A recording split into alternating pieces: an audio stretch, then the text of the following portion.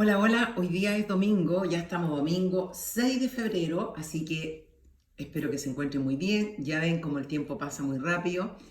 Aquí estamos empezando un nuevo programa y veo que hay muy poca gente.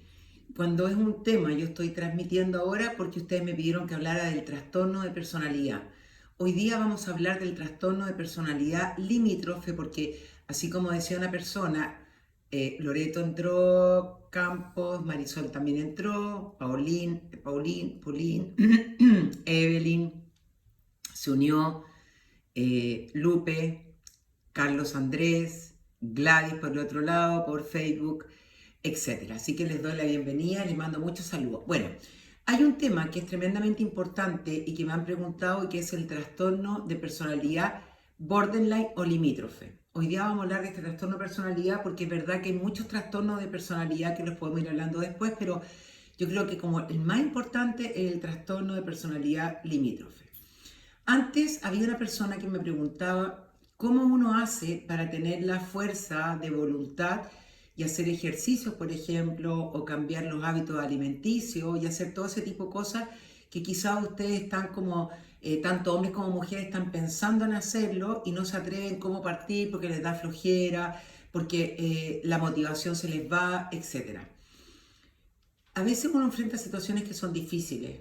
Yo, por ejemplo, hoy día estoy enfrentando, todavía estoy en el duelo, mi papá lleva recién 10 días, 11 días fallecido, y uno tiene que darse ánimo. A veces uno tiene la tendencia a no expresar las emociones porque no nos enseñan desde pequeño a expresar las emociones. Esto también va un poquito ligado con el trastorno de personalidad limítrofe. Entonces nos escondemos, nos quedamos acostados en una cama, nos quedamos en el pensamiento negativo, en el sufrimiento, sin movilizarnos, sin hacer absolutamente nada.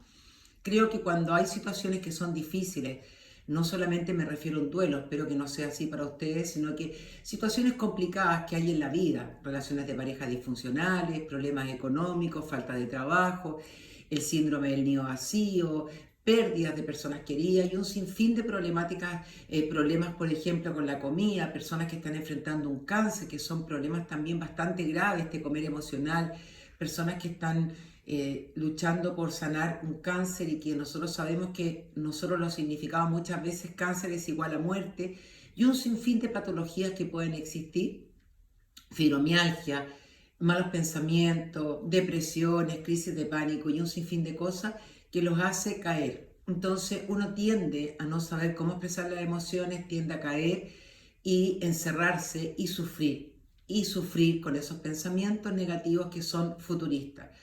¿Qué es lo que hace uno cuando tiene conciencia? Y por eso vuelvo a recalcarles ahora que está llegando mucha gente, Yayita, etcétera, a pensar y en tomar conciencia de ustedes, a trabajar el amor propio y trabajando el amor propio, tomando conciencia de ti misma o de ti mismo, vas a poder verte y decir, yo necesito nutrirme emocionalmente. ¿Cómo me voy a nutrir? Eso te va a ayudar a no caer, primero a expresar las emociones, a anotar las emociones, trabajar las emociones, a confrontar los pensamientos, no dejar que esos pensamientos se apoderen de ustedes.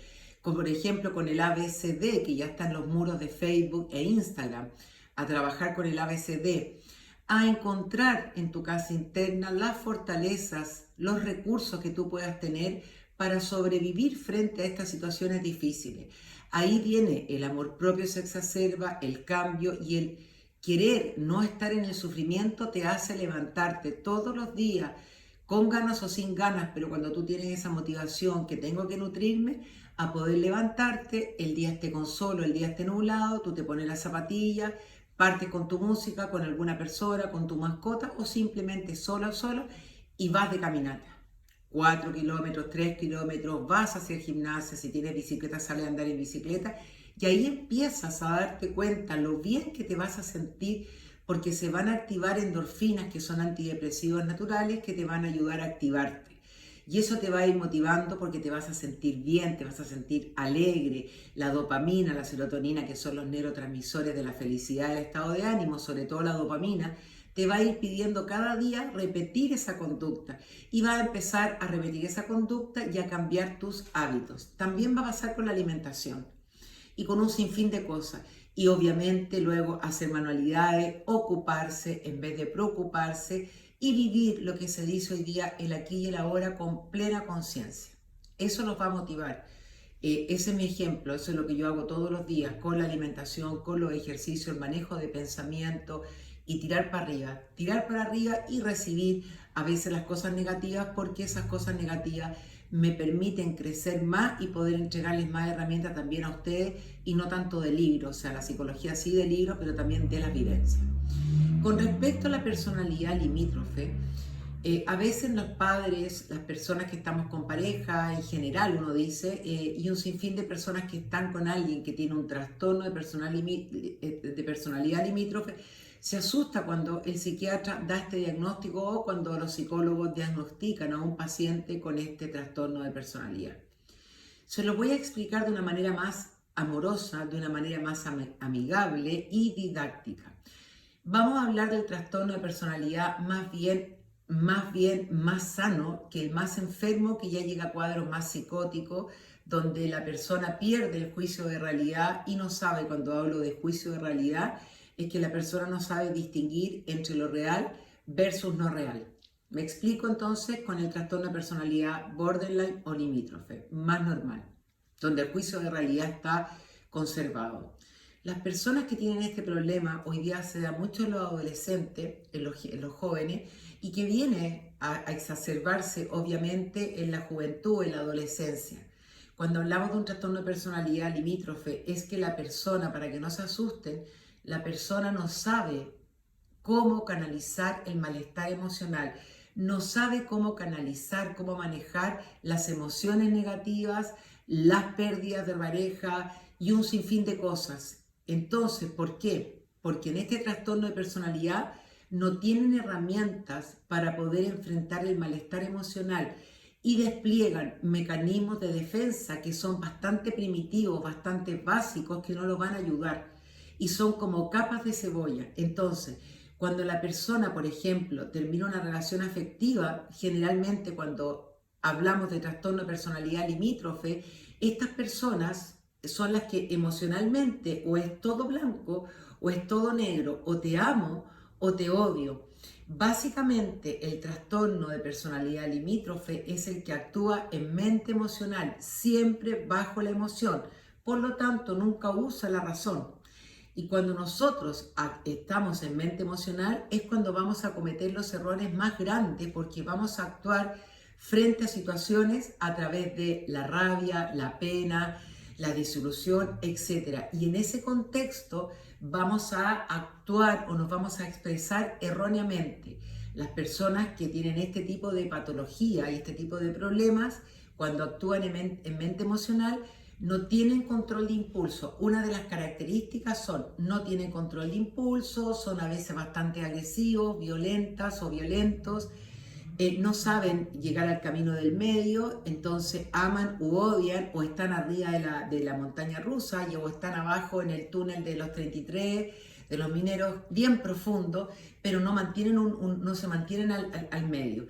Entonces muchos jóvenes hoy día, por ejemplo, todo aquel joven o jovencita que se está cortando con tip-top, con cuchillos, con gilet o etcétera, que se están cortando o se cortan las piernas, es porque es tanto el dolor emocional que tienen en su mente a través de los pensamientos y emociones negativas, que sienten literalmente que no pueden más. Entonces, ¿qué hacen?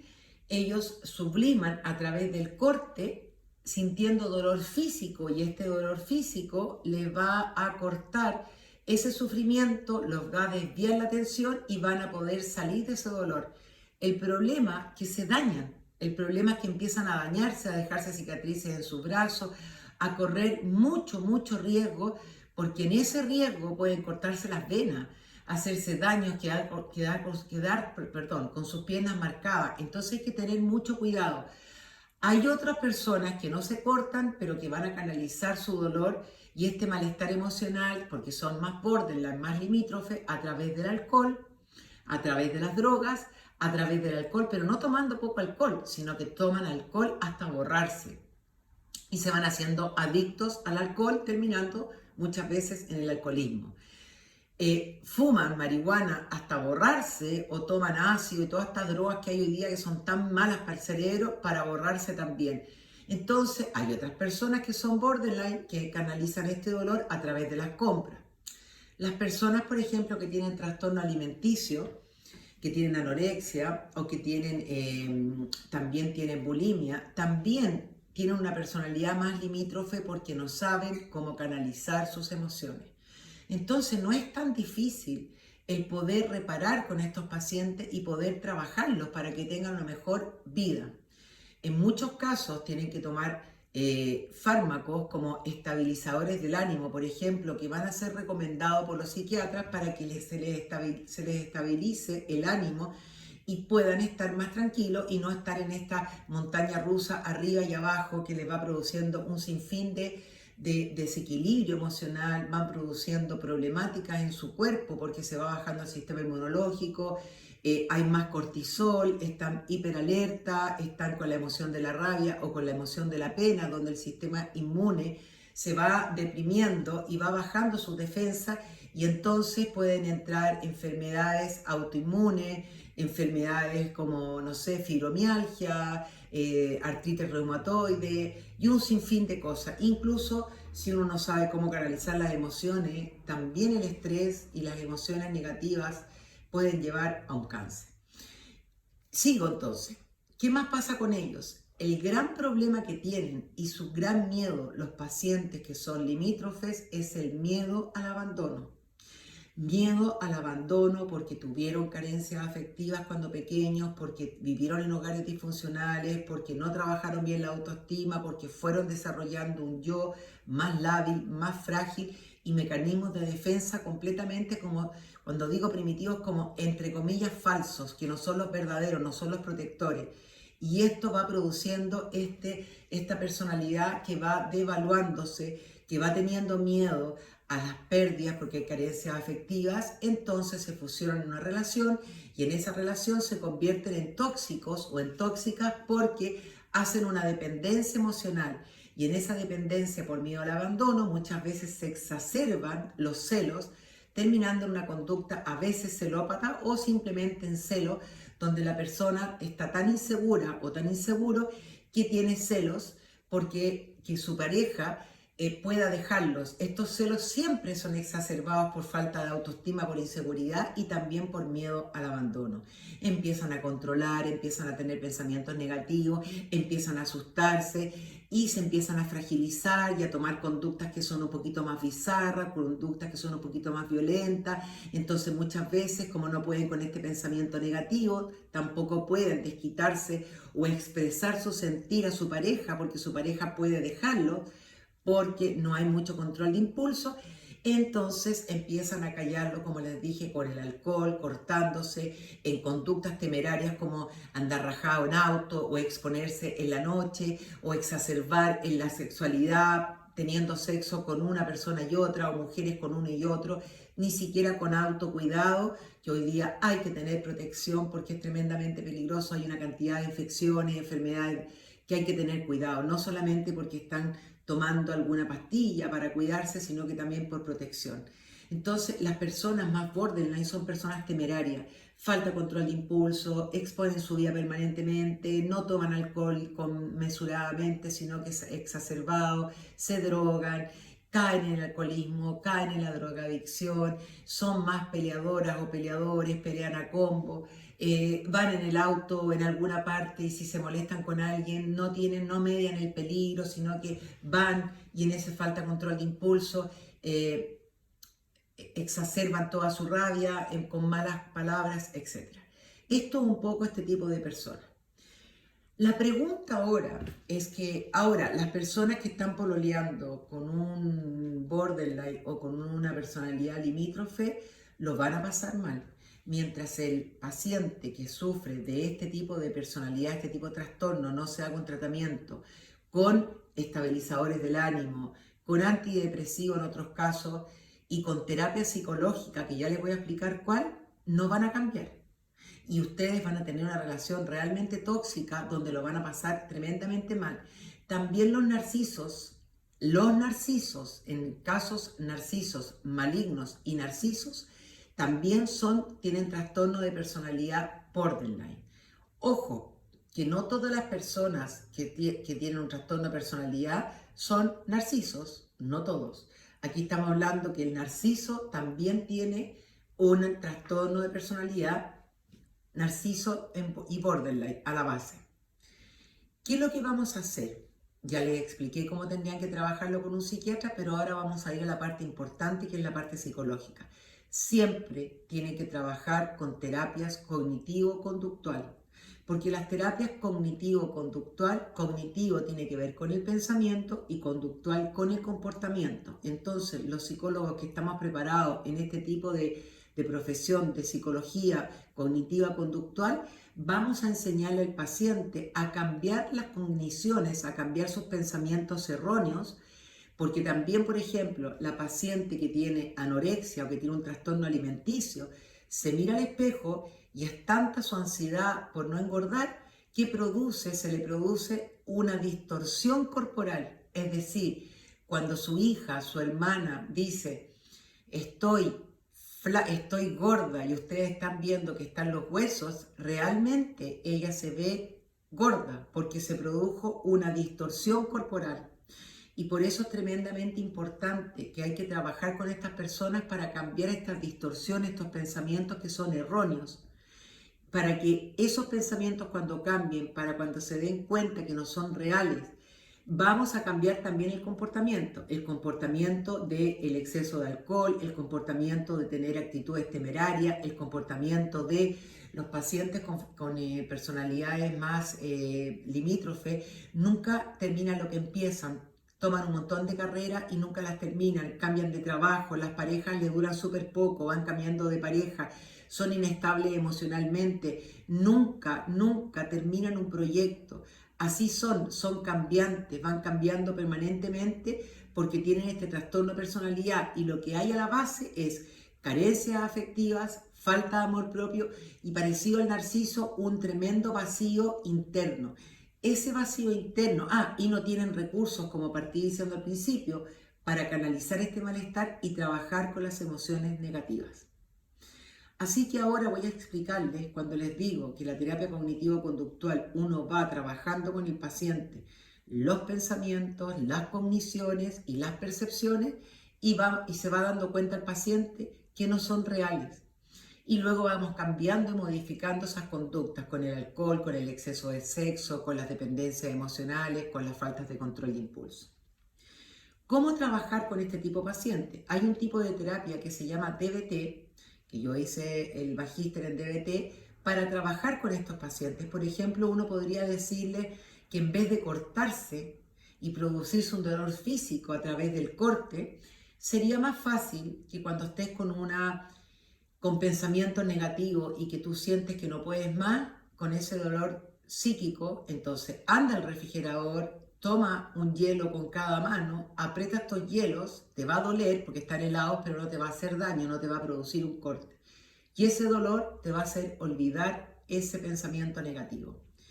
¿Qué herramientas vamos a entregar a estos pacientes? Yo lo primero que hago con un paciente que no tiene mucho control de impulso, trabajo desde las percepciones, desde los pensamientos y luego trabajo inmediatamente con la autoestima. Necesitamos trabajar con estos pacientes reparando y fortaleciendo su autoestima, que puedan entrar a su casa interna, que puedan encontrarse con sus recursos, con sus fortalezas y trabajar con la autoestima. Cuando nosotros tenemos ya la autoestima definida, en mi caso, para mí la hipnosis es una tremenda herramienta y yo trabajo con la hipnosis y le reinserto nuevamente sus recursos para fortalecer su autoestima. Otros psicólogos que no trabajen con hipnosis quizás lo harán de otra manera. En este caso es reforzar, trabajar, empoderar al paciente y ese yo, que es el self interno, trabajarlo y dejarlo fuerte, potente. Ya cuando el paciente tiene mejor autoestima, entonces empezamos a trabajar con esa autoestima, por ejemplo, la reparación del niño interno herido que viene desde la infancia. y que ese niño herido puede tener carencias afectivas, abandonos, vulnerabilidad, un yo frágil, etc.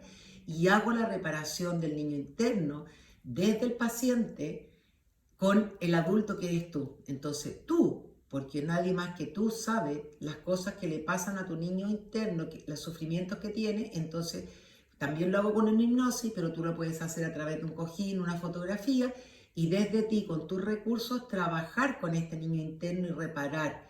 Porque si no, vives disociado entre una persona súper profesional versus lo emocional, una persona súper frágil. Lo que se sigue haciendo con estas personas, se les entrega herramientas para que puedan tener para manejar este control emocional. Pegarle un cojín, tomar los hielos, respirar, las respiraciones profundas, inhalar y exhalar 3 veces, 10 veces, es súper bueno porque nivela. O simplemente la respiración diafragmática también es una herramienta que va a ayudar a estos pacientes a controlar los impulsos, porque lo que no queremos con los pacientes limítrofes es que actúen en mente emocional. Nosotros necesitamos entregarle herramientas a este paciente para que pueda actuar en mente racional. En mente racional no va a producir absolutamente, no va a cometer errores. Y si podemos llegar a la mente sabia, es mejor. Le explico. Me pueden mandar las personas que quieran saber, me manden un mensaje interno por Instagram o por Facebook, porfa, ¿ya? Entonces, vuelvo. El paciente que tiene trastorno de personalidad limítrofe con falta de control de impulso, siempre va a actuar en mente emocional. Entonces, nuestras terapias, ayudándolo con la autoestima, definiendo las emociones, anotando las emociones, vamos a enseñarle a que pueda definir, anotar esas emociones, respirar profundamente con la respiración diafragmática, hacer el abrazo a la mariposa, que es así o así.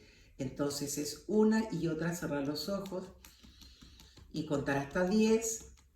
Eso, luego de hacer el abrazo a mariposa 10 veces, tomar un vaso de agua, respirar profundo y tomar conciencia. Al hacer todo este ejercicio, el abrazo a la mariposa o la respiración diafragmática, el tomar el agua, el respirar profundo, ya les va a permitir bajar la emoción, porque la emoción va y viene, nunca se olvide, como las olas del mar, vienen y van. El punto es que estos pacientes, como son más frágiles, se asustan con estas emociones negativas, se asustan y quieren sacarla. Y mientras más tú trates de ir en contra de la emoción, más se enquista. Si uno deja que la emoción vaya y viene, finalmente se va y pasa. Volvemos a lo mismo. Volvemos al tomar el agua, al hacer el abrazo a la mariposa o simplemente la respiración diafragmática, ya no vas a actuar en mente emocional. Entonces vas a actuar en mente sabia, porque le vas a decir, por ejemplo, a tu pareja, respirando profundo, ahora no es el momento de hablar porque estoy en mente emocional, estoy bajo la rabia. Cuando esté más tranquilo o esté más tranquila, conversamos. Ahí estás bajo la emoción, pero con la razón, y esa es la mente sabia. Entonces, ahora que lo entendieron, seguimos trabajando con el paciente a enseñarle a actuar en mente completamente sabia y a dejar de actuar en mente emocional. También le enseñamos técnicas de mindfulness, que hoy día está muy de moda. El mindfulness es la plena conciencia en el aquí y en el ahora. En el aquí y el ahora, mindfulness, por ejemplo, para los pacientes más limítrofes que comen con ansiedad y desmesurada, es enseñarles a comer tomando, sintiendo la textura, el olor, masticando lentamente 10 veces, dejándolos cubiertos entre comida y comida, sin televisor, sin celular, sin computador, completamente con conciencia plena, para que puedan su cerebro registrar que está comiendo y no en la parte emocional. Bajo ese contexto también se trabaja con hipnosis. La hipnosis les enseña también a empoderarse, a controlar los impulsos, a trabajar desde adentro. Más o menos cuando uno le enseña a estos pacientes las cosas que le he nombrado, se va empoderando y va trabajándose y se va estabilizando porque va entendiendo. Si no trabajan estos pacientes, van a tener problemas. Van a querer conversar con sus hijos que son más con trastornos limítrofes y van a ser reactivos, se van a poner violentos, van a ser contestadores, negativistas, exponen su salud física y su salud mental permanentemente, hacen sufrir a sus papás, hacen sufrir a sus parejas, hacen sufrir a sus hijos, producen una disfuncionalidad en el hogar.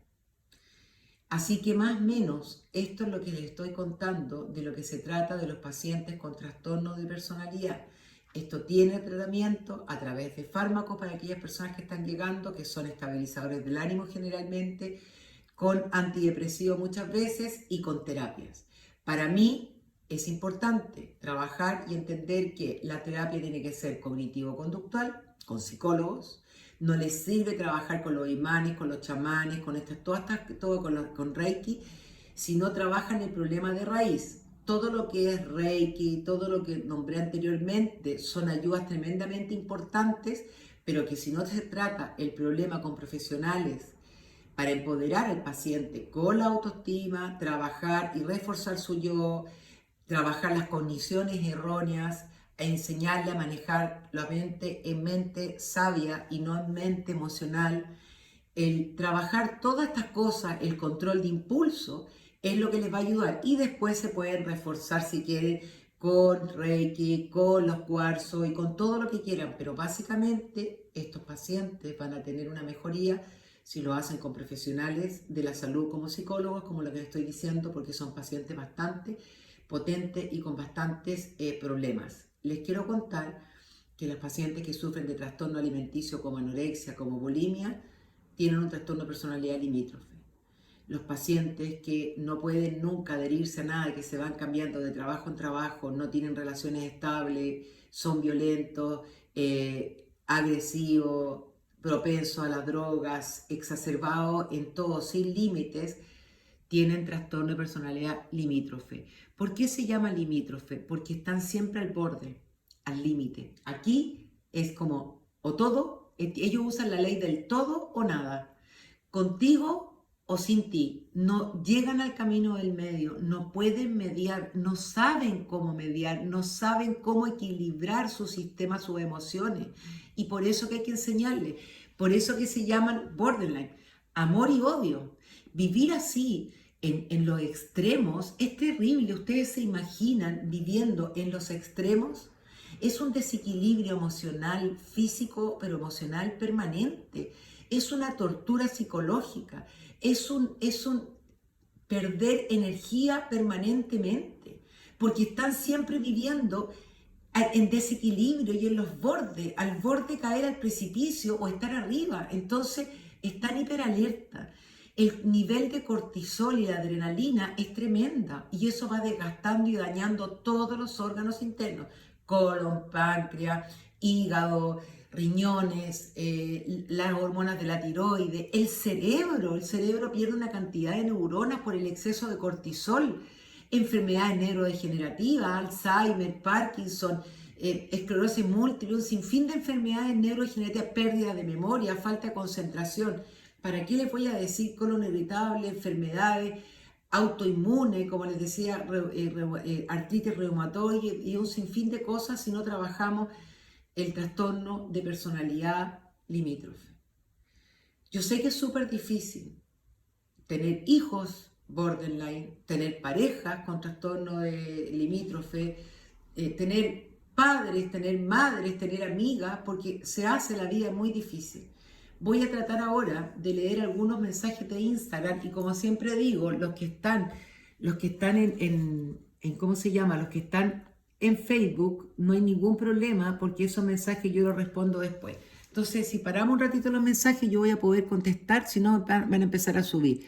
Aquí puras personas que se han ido uniéndose, hacemos como un consultorio, porque siempre las preguntas de ustedes sirven. Evelyn dice, Linda, muchas gracias. Aquí están saludando. Vamos a ver alguna pregunta. Con paciencia, se fijan cómo sufren los pacientes que son borderline. tremendamente difícil para los padres, para ellos mismos. El dolor emocional que tienen es tremendo y a veces caen en cuadros, no, a veces son borderline y también tienen un trastorno de personalidad, o sea, ya tienen el trastorno, pero también tienen depresión bipolar, entonces se hace más difícil todavía. Bueno, también son narcisos otros, trastornos alimenticios también, depresiones. En niños también los niños también empiezan con falta de control de impulso y uno se va dando cuenta porque los niños vienen con pataletas, no tienen control de impulso. Por eso es importante, para no tener niños borderline, es importante que el padre, la madre o el abuelo que lo esté cuidando se pongan de acuerdo a la educación y tengan límite. Estas personas no tienen límites, no tienen límites, no le tienen miedo a nada. Sí, que tienen miedo al abandono, tienen miedo a la pérdida, tienen relaciones tóxicas, se hacen dependientes emocionales. ¿Por qué me cambié de trabajo y en vez de estar feliz ando más triste, bajoneado? Necesito más información. Puede ser que te sientas con tu autoestima baja, puede ser que el trabajo no te guste, el ambiente no te guste, te da desmotivación. Es que sea un trabajo que es porque estás trabajando pero que no te puedes acostumbrar. A veces pasa, o a veces pasa que uno se hace mucho más ilusiones y cuando llega son difíciles. Interesante. ¿Dónde estás atendiendo? Mándeme mensaje interno, qué lindos consejos, agradecida. Cuando son niños con fármacos y más terapia en algún momento se pasan, me refiero, si en algún momento podrán no tomar fármacos, yo creo que sí. El trabajar esta enfermedad a tiempo, cuando son niños, aprender a enseñarles a controlar los impulsos, enseñarles a canalizar las emociones, expresar las emociones, actuar en mente emocional, hacer ejercicio y entender y comprender, con terapia ellos deberían aprender a manejarse y obviamente a la larga pueden dejar los fármacos.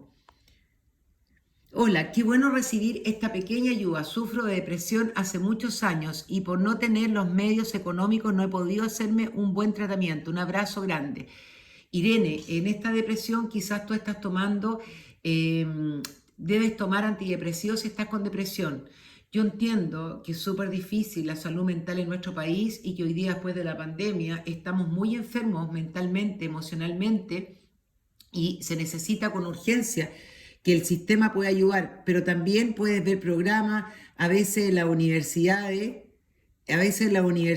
tienen, ¿cómo se llama? Consultorio psicológico y te puede costar una terapia a lo mejor bastante más barata. Y esas terapias pueden ser súper buenas porque como están los alumnos con tantas ganas de trabajar, puede ser que sea bueno. Yo trato de ayudar por acá gratuitamente, a veces les contesto a los pacientes y bueno, y obviamente también trabajo, pero esto quizás pueda hacerlos entender y buscar ayuda.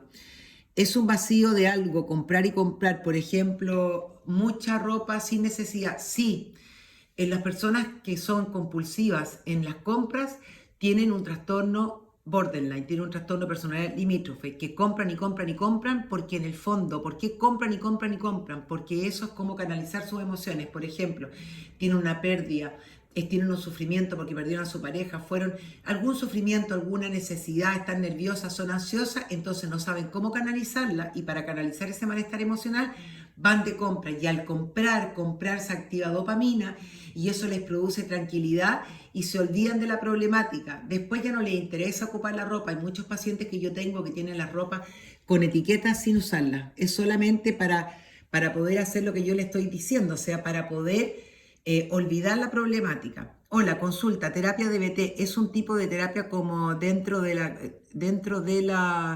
terapia DBT es una terapia en la que le enseñan a trabajar control de impulso, que son para pacientes especiales con problemas limítrofes, cognitivo-conductual, sí. Es el día de luchar con uno mismo, exactamente. Aquí tengo otra pregunta. Alexandra, tienes toda la razón, pero hay personas que igual andan irritadas y les va mal en la vida porque les hicieron trabajos de magia negra y esas personas ni siquiera lo saben. Bueno, yo no, en ese tema no entro mucho en ese tema, yo respeto a todas las personas que puedan creer, pero las personas, por ejemplo, que son muy mal genios, que tienen muy exacerbada la rabia, que son muy violentas, tienen un trastorno de personalidad limítrofe, tienen que aprender a canalizar las emociones. Yo en pandemia subí 20 kilos y me hice una manga gástrica y me he cuidado demasiado con la alimentación, pero no bajo ni medio kilo, ya no sé qué hacer. Alejandra, A ustedes les pido, por favor, aquellas personas que están escuchando lo que dice Alejandra, la solución no es operarse. Las operaciones son tremendamente peligrosas y no son tan inocuas las operaciones cuando se pone una banda gástrica o se achican el estómago. Para aquellas personas que están en un peligro cerca de la obesidad mórbida, yo entiendo que tiene que ser, que lo tienen que hacer para aquellas personas que tienen enfermedad grave y que al operarse, reducir el estómago, quizá para disminuir esas enfermedades, también estoy de acuerdo.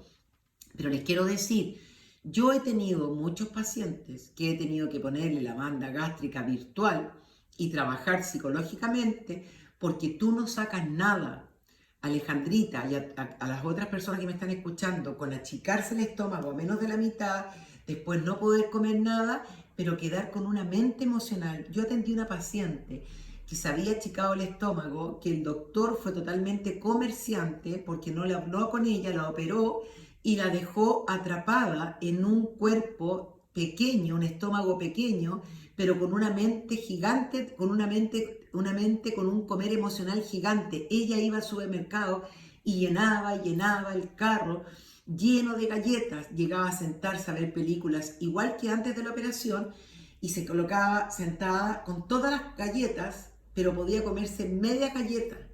Estaba desesperada, eso ha sido terrorífico. Yo lo peor que he visto dentro de otras cosas, tuve que trabajar con ella con hipnosis, tuvimos que trabajar el comer emocional, bajar la ansiedad. Entonces, no van a sacar nada con operarse si no trabajan la problemática que está acá. Van a volver a subir de peso después. Entonces, entiendan que si no logramos controlar los impulsos con la comida, no logramos controlar el comer emocional, saber que no podemos comer cuando es un comer emocional, pero sí cuando es un comer fisiológico, y tener herramientas, no sacan nada con operarse, porque va a seguir el comer emocional, porque la manera de canalizar tu calma, las emociones negativas o el malestar emocional es a través de la comida. Otras personas es a través de los cortes, otras a través del sexo y otras, como ustedes han visto testimonio, y que se los agradezco, a través de las compras y muchas cosas más. Sigo. Yo siento pena y angustia casi siempre. Me preocupo demasiado por problemas que ni siquiera son mis problemas. Entonces, Helen, tienes que trabajarte tú misma si no tienes recursos y ver qué es lo que está pasando contigo. ¿Por qué tienes tú que preocuparte por otros problemas? Generalmente lo que le pasa a Helen es por los pensamientos negativos futuristas que generan incertidumbre. Porque si Helen trabajara con el ABCD, todos los días y a cada minuto que vienen esos pensamientos negativos, confrontándolos en el hoy, se daría cuenta que no existen esos pensamientos hoy día e iría cambiando su mentalidad y aprendiendo a pensar en positivo. Pero hay que trabajar. Yo dejo muchas cosas y veo que las personas muchas veces no trabajan con todo lo que les estoy, todo el material que les estoy entregando. Alicia dice, hola, ¿alguna vez se pasa la condición de trastorno de personalidad? No, o sea, se va a pasar porque tú vas a tener herramientas, tú siempre vas a tener un control, un trastorno de personalidad, por ejemplo, la persona que lo tiene, pero sí va a aprender a manejar ese trastorno de personalidad canalizando las emociones, aprendiendo técnicas de respiración, con la meditación, con la hipnosis, todo eso le va a ayudar, no actuando en mente emocional, anotando las emociones todos los días, trabajando permanentemente, sí puede modificarlo, pero va a estar ahí a la base. El trastorno limítrofe puede ir acompañado de psicopatía, sí, po. Los pacientes que son psicópatas emocionales, narcisos, malignos o benignos, los trastornos alimenticios, sí, es un trastorno borderline, pero no todos, no todos los que son borderline son psicópatas, por si acaso.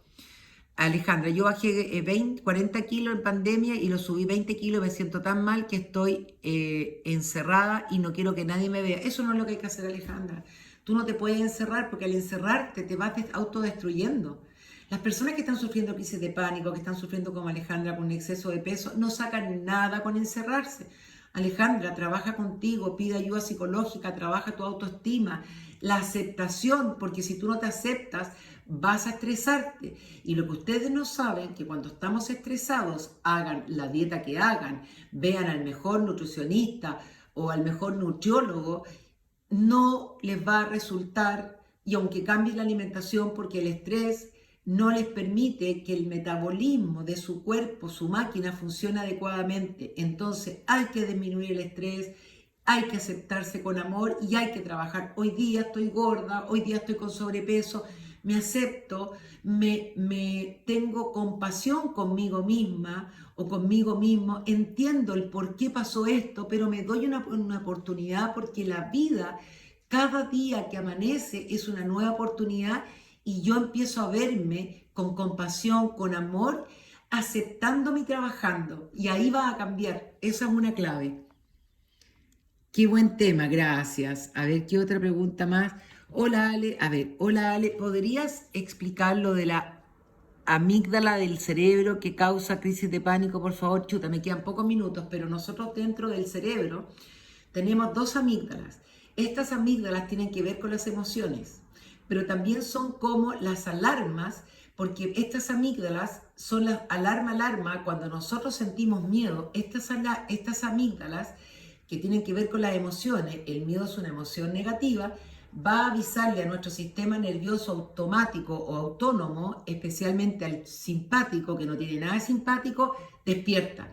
Entonces va a producir que la sangre va a empezar a fluir más rápido, el corazón va a empezar a bombear por la fluidez de la sangre, la musculatura se va a rigidizar, las pupilas se van a dilatar, todo va a cambiar para que nosotros podamos correr, nuestro cerebro va a estar hiperalerta para que podamos correr y salvarnos del depredador. En las crisis de pánico nosotros sentimos miedo a que nos vuelva otra crisis de pánico o miedo porque percibimos que tenemos taquicardia y pensamos que es un infarto al corazón y el cerebro no sabe diferenciar entre miedo real versus miedo no real.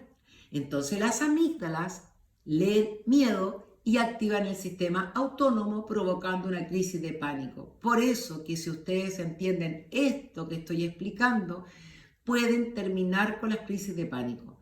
He hecho varios programas de crisis de pánico, pero si ustedes lo requieren, el próximo domingo puedo hacer un programa de crisis de pánico. Alexandra, si una persona que no se satisface sexualmente con su pareja puede ser borderline, ¿en qué sentido? Saludos desde Arica. Sí, hay personas que son sexópatas, hay personas que desde pequeños tuvieron carencias afectivas, fueron abusados sexualmente o simplemente no fueron abusados sexualmente, pero son borderline. Y en ese borderline, y a veces con características más narcisistas, pasan haber exacerbado y canalizado su malestar, no a través de la comida, sino que a través del sexo. Entonces creen, ilusamente, porque no es real, creen que a través del sexo van a poder llenar ese vacío. Entonces no le es suficiente con la señora, con la amante, y tienen muchas mujeres o muchos hombres para ir canalizando ese malestar emocional a través del sexo. Lo que no saben es que el vacío lo llevan adentro y no se puede exacerbar ni aquietar nunca. No puede aquietarse con sexo, para nada.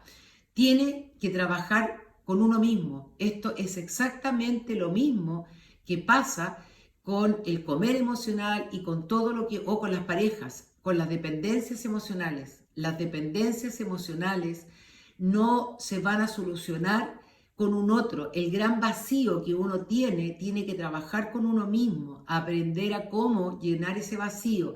Y eso tiene que ver con la autoestima, con develar las emociones, con trabajar con los pensamientos, con fortalecer nuestro yo y con aprender, por favor, a expresarnos y a tomar conciencia y a trabajar con la autoestima. Siki, mándame un mensaje interno, yo te cuento dónde atiendo. Estoy atendiendo online, sí, estoy atendiendo online porque hoy día hay mucho COVID, tengo mi consulta maravillosa, pero no puedo hasta que no pase esta pandemia porque no quiero perjudicar ni a un paciente que perjudique a su familia, ni yo a mi familia. Bueno, eso, entonces, otra cosa, ¿ves? Muchas gracias, Alexandra, trataré de contactar, ok. El diagnóstico de una persona de ir al psiquiatra se hace más rápido que en sesiones psicológicas. No necesariamente, porque nosotros también estamos capacitados para hacer un diagnóstico de lo que le está pasando al paciente. Y nosotros muchas veces tomamos la decisión de que el paciente tiene tal patología, tiene tal problemática, y entonces uno decide cómo trabajar. Por ejemplo, yo he trabajado con pacientes con depresiones grandes y le he pedido al paciente que tiene una depresión mayor que primero vaya al psiquiatra, que se estabilice con los fármacos y que luego vuelva a mí. Porque yo trabajando con un paciente que tiene una depresión mayor o un paciente con bipolaridad, los neurotransmisores no están funcionando adecuadamente, entonces lo que yo hable o trate de hablar no le va a ayudar. Sin embargo, cuando está tomando antidepresivos, está un poquito más estabilizado, sí va a poder adherirse a una terapia. A veces con terapias de hipnosis se pueden trabajar esta patología porque la hipnosis es tremendamente eficaz para las crisis de pánico, a veces para las depresiones menores, para la autoestima, sin fin. Pero nosotros podemos también derivar. ¿Por qué les digo esto? No todos los problemas se solucionan con fármacos. Las crisis de pánico no se deberían solucionar con fármacos, sino que con psicoeducación y con terapias donde uno pueda trabajar con el paciente y aprenda a través de la respiración, el cambucho de papel, la significación de los pensamientos, para poder manejar estas crisis de pánico sin caer en los fármacos. Que estos fármacos, sobre todo como el clonazepam o el clonazepam, son fármacos que van enlenteciendo cognitivamente, que van haciendo perder la memoria mientras se toma el fármaco y que son adictivos y que después dejarlo cuesta muchísimo. Sigo. Si Alecita, es necesario el próximo programa Crisis de Pánico, te lo agradecería mucho. Muy bien. Sí, un programa de crisis de pánico. Sí, yo sé que todos sufren de crisis de pánico. A ver, ¿qué más? Alexandra, te felicito, agradezco por el tiempo que dedica. Ale, me encantó el tema, si puedes hacer hipnosis a distancia. Yo estoy trabajando con hipnosis, creo que la hipnosis es una tremenda herramienta. La gente le tiene miedo, no hay que tenerle miedo. Yo soy una persona súper profesional. Soy psicóloga ante todo y luego se trabaja con la hipnosis. Hoy día la hipnosis estoy trabajando a través de Zoom o de WhatsApp cámara. Estoy haciendo hipnosis para todo lo que dije anteriormente. También estoy haciendo a través de una hipnosis de diagnóstico donde el paciente va contestando algunas preguntas estando más relajado en trance y vamos viendo desde esa hipnosis de diagnóstico se ve claramente muchas veces las problemáticas más internas, incluso para la niña interna. Por dentro y por fuera, temblar, ¿qué es? Muchas veces uno tiembla por dentro y por fuera porque está nerviosa. Este es el sistema nervioso autónomo que te produce desequilibrio, te produce nerviosismo. Incluso también a veces las personas que se marean, también el estrés, el oído medio. ¿Se puede mejorar un adulto mayor que tiembla por miedo e inseguridades? Yo creo que sí, pero hay que ver a la base que no tenga... A veces el adulto mayor tirita mucho, dependiendo de la edad, porque toman un sinfín de fármacos. Y acuérdense que los fármacos, todos tienen efectos secundarios. Hay algunos que lo hacen tiritar las manos porque los antidepresivos son fuertes, las pastillas para dormir. Gracias, Ale, por tu ayuda. No todos pueden acceder a la salud mental. Un abrazo. Sí, Gavita, por eso que yo estoy tratando de ayudar para que la gente tome conciencia, para entregar herramientas que pueden hacer. Y antes de irme, que me queda poco, y quiero dejar arriba estos programas para aquellas personas que están trabajando, están en vía familiar o veraneo, lo puedan escuchar después y que no tienen recursos económicos por sobre todo. Es súper importante que para las personas que son borderline, es súper importante también para las personas que tienen problemas con las emociones, que tengan les voy a entregar un tips, tengan un diario de vida, tengan un cuaderno secreto donde ustedes puedan ir todos los días anotando sus emociones, anotando su sentir y trabajando con esas emociones. ¿Por qué les digo esto? Porque esto los va a llevar a entrar a su casa interna. Por ejemplo, yo voy a ser Julia. Yo me llamo Julia, tengo un montón de pensamientos negativos, tengo una serie de emociones negativas que son producto de mis pensamientos negativos. Llevo un diario de vida, entonces hoy día anoto, hoy amanecí con rabia y me siento completamente cansada. Siento rabia, siento tristeza. Entonces voy y abro la rabia, anoto con destacador la emoción importante, rabia. ¿Por qué siento rabia? Siento rabia porque hoy día las cosas no me resultaron, siento rabia porque el día está feo, siento rabia porque mis hermanos no me contestaron el teléfono, siento rabia porque mis hijos se fueron y estoy sola, o son un sinfín de cosas, siento rabia porque mi pareja no sé qué, no sé cuánto. Y con cada cosa de esa voy analizando. ¿Por qué me da rabia? ¿Qué es lo que se repite? Se repite el abandono, se repite el maltrato, se repite la falta de límite. Entonces voy trabajando emoción por emoción, abriendo y muchas veces llegando a entender, por ejemplo, había una paciente que se relacionaba permanentemente con un narciso maligno. Este narciso maligno la abandonaba permanente y recurrentemente, la usaba sexualmente, la utilizaba sexualmente y luego le contaba el cuento, le decía lo que quería escuchar y se iba. Esta paciente estuvo años con este narciso. ¿Qué es lo que se repetía en esta relación con este narciso? El abandono. Entonces fuimos a trabajar el abandono que venía desde su infancia cuando su mamá tomaba pastillas porque su mamá estaba pasando por momentos difíciles para dejar de existir y desde pequeña tenía miedo al abandono. Entonces, ¿qué es lo que buscaba ella? Replicaba que